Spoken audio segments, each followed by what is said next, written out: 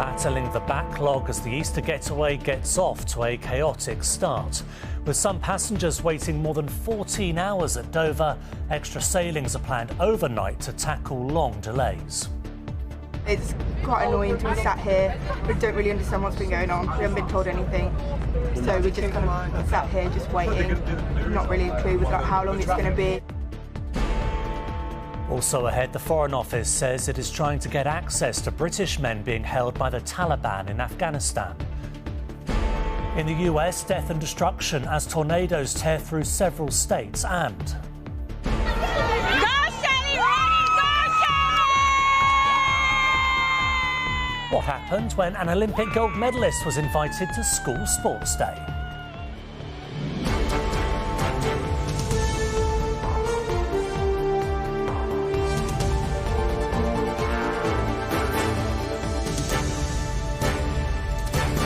This is ITV News with Duncan Golestani. Good evening. Extra ferry sailings will run through the night as the Port of Dover struggles to clear a huge backlog which has seen passengers waiting up to 14 hours in gridlock traffic. The wait has been especially long for coaches, which are still being delayed by up to 10 hours tonight, holding up tour groups and students heading off for the Easter break. The port, which earlier declared a critical incident, blamed extra coach bookings taken by ferry operators, as well as the bad weather and delays at the French border. Ian Woods has the latest. The start of the school Easter holidays are always going to be busy, but these hold-ups are way beyond what travellers should have to put up with. Coaches in particular had been held in queues overnight, some for 12 hours or more. No, we haven't been told anything. So we're just kind of sat here just waiting. It's not ideal. It's quite annoying to be sat here. We don't really understand what's been going on. Can't really leave the coach, so we're going to be stuck here for a while. Dozens of coaches were diverted to a car park which became a holding area before they were allowed to head for ferries. Passengers could at least stretch their legs or, like this group of youngsters heading for a football tournament, have a kickabout. But they won't now arrive in Amsterdam until early tomorrow morning. We've just been told we're coach number 48 in the queue, that we should expect it to take about 2 hours to get to the ferry port itself. And then in fact, 6 hours later, they were still waiting to board. We've moved now to the terminal, and we have no idea now how long it's going to take. There are people at the front of the queue in coaches that are saying they've been here since 2 o'clock, so it could be any time. The ferry companies have apologised for the delays, but the Port of Dover says they're deeply frustrated. They blamed what they call challenging weather conditions and French border processes, but suggested that the primary factor may simply be that the ferry companies booked too many coaches on board. We actually had 15% more coach volume than we had planned upon. For every passenger going into the European Union, the passports need to be swiped and then they need to be stamped. In a carload of, say, 4 people, that will take a little while. But in a coach where you might have 60, maybe sometimes up to 80 people on some of the bigger ones, that's just going to take a long time. Labour leader Sir Keir Starmer has called for the government to get a grip so what he called the same old problem doesn't happen every summer and Easter holidays. Ian Woods, ITV News, Dover.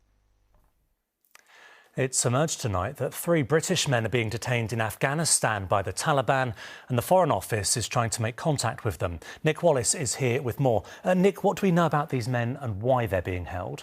Well, we know that 2 of the 3 men were actually arrested back on the 11th of January, so nearly 3 months ago now. And one of them has been named as Kevin Cornwell, a medic working for a charity which provides free local healthcare to people. The 53-year-old was accused of having an illegal firearm in his hotel room safe. Now, Cornwell was actually arrested alongside the British hotel manager, who hasn't yet been named. And both of them have been taken to a secure unit run by the Taliban for foreign nationals. But we understand they are both in good health. The 3rd person to be arrested is a controversial YouTuber by the name of Miles Routledge, who posts videos like this. Oh, I like this. Now, this is taken from a previous visit that Routledge made to Afghanistan, and he was filmed shooting a weapon which he said belonged to a member of the Taliban. Now, despite being airlifted out of Afghanistan back in 2021 by the British military when the Taliban took over, he seems to have made a number of visits since, but this one appears to have gone particularly wrong. It's not known why he was picked up exactly, but his social media accounts have been silent since the end of February. The Foreign Office hasn't said anything specific about these three men, but it has said it is trying to reach an unspecified number of British nationals who are being held in Afghanistan. OK, Nick, thank you. The struggle for households facing ever-rising bills today became even harder. Hikes in council tax have come into effect for many at the same time as other increases for water, mobile and broadband.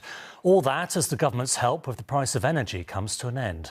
Our political reporter Shihab Khan has been looking at how all the new pressures are adding up.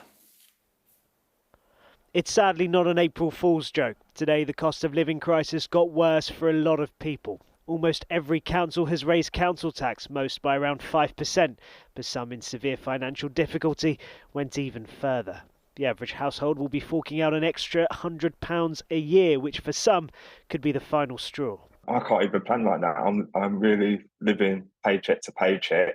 Like the council taxes, to me, it seems to be the last straw. I won't be able to manage that on top of all my other bills to surviving. The Labour leader today believes his plan would have avoided the need for the hike. What we would do is to freeze those council taxes this year, not a penny more, and we would pay for that from the oil and gas company profits with a windfall tax, because politics in the end is about choices. And it's not just council tax. Most will pay £67 more for energy each month as the government's subsidy has ended. Water bills are up by an average of £31 per year in England and Wales, and the average annual mobile and broadband bill is rising by £91. There is, however, some relief, though, for the lowest earners. The minimum wage and living wage are rising as of today, along with most benefits. 2.9 million people getting a big pay rise of 9.7%. Actually, the increase it is. That's £1,600 if somebody's on full-time national living wage. So that's really good news. It's not just individuals feeling the squeeze. Businesses like this arts club in Soho in central London are also being impacted. The government's energy bill relief scheme will be replaced today by a new scheme which requires them to pay more. Any increase, be that 10 or 15%, has to be passed on to the consumer. I've had suppliers say to me, can't you just absorb that price increase? Absorb it where? There's no profit to be had as it is. It's been a difficult period already, and it's not about to get any easier immediately. Shihab Khan, ITV News. A man has been arrested on suspicion of murder after a woman was found dead in a marina in Berkshire. Officers recovered the body from Caversham Lakes in Reading this morning. A 61-year-old man has been arrested and remains in custody. And in Israel, more than 150,000 protesters have taken to the streets to protest against the plan to weaken the country's judges. The reform would give Israel's parliament the authority to overturn Supreme Court decisions. More severe weather is forecast for the United States after a series of storms killed at least 17 people in the last 24 hours. The storms spawned dozens of tornadoes which tore through states in the Midwest and the South, flattening everything in their path. Alex Izat has the latest. Twisting through the sky, causing destruction as they go. Up to 50 tornadoes were seen across 6 Midwestern American states. Cars were overturned and houses destroyed. At a rock concert in Illinois, the roof collapsed, killing at least one and injuring dozens. An emergency was declared in Arkansas, where entire neighborhoods were destroyed. Arkansas and the state government stand ready to offer whatever assistance is needed. We've offered that to the mayor here as well as other cities across the state. Residents are still coming to terms with what happened. Many were unprepared for such devastation. The only way we knew the tornado was coming, the leaves were swirling. It was a lot of pressure. It was quick though. It was less than 20 seconds. Came barreling straight to my house. It was really dangerous. It was really fast, and it came clear across the center of my home. This weekend's intense storms came a week after a tornado killed at least 26 people in Mississippi. It's tornado season in the Midwest as humid air from the Gulf of Mexico surges north and hits the cold air in what is referred to as Tornado Alley. An average of 200 twisters are seen from March to June, but this year has proved exceptionally deadly and forecasters are expecting more. Alex Izat, ITV News. Sport now, and the Premier League title race is hotting up. Arsenal maintained their 8-point lead at the top after a 4-1 win over Leeds today. But defending champions Manchester City are chasing hard and enjoyed a big win over faltering Liverpool. Chris Scudder reports. No Erling Haaland for City, so would they miss his goals. A game they knew they had to win, and for a while it got frustrating. Whistles wide. Especially when Liverpool caught them flat-footed at the back and Mo Salah scored the opening goal that threatened to tilt the title balance further Arsenal's way. But Liverpool have been hit and miss all season, and City are relentless. Alvarez had City level by the break, and then within a minute of the start of the second half, the champions had the lead.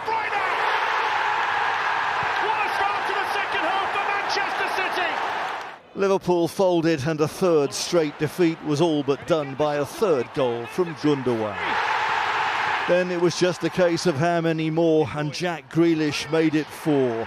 With Arsenal still to go to City, the title race is far from over yet. Smile on Jack Grealish's face. Chris Scudder, ITV News. In rugby's Women's Six Nations, Wales have gone top after a second straight win. Wales scored 5 tries to beat Scotland 34-32 in Edinburgh. The bonus point victory takes them above France at the top. England play Italy tomorrow. And tributes are being paid tonight to one of Britain's most celebrated boxers, Ken Buchanan, who's died at the age of 77. Buchanan became Scotland's first ever undisputed world champion, winning the WBA lightweight title against the odds in Puerto Rico in 1970, and then unifying the world title by taking the WBC belt a year later. He topped the bill at New York's Madison Square Garden 6 times. Finally, spare a thought for the other parents at a school sports day in Jamaica, attended by 3-time Olympic gold medalist Shelly FraserPrice.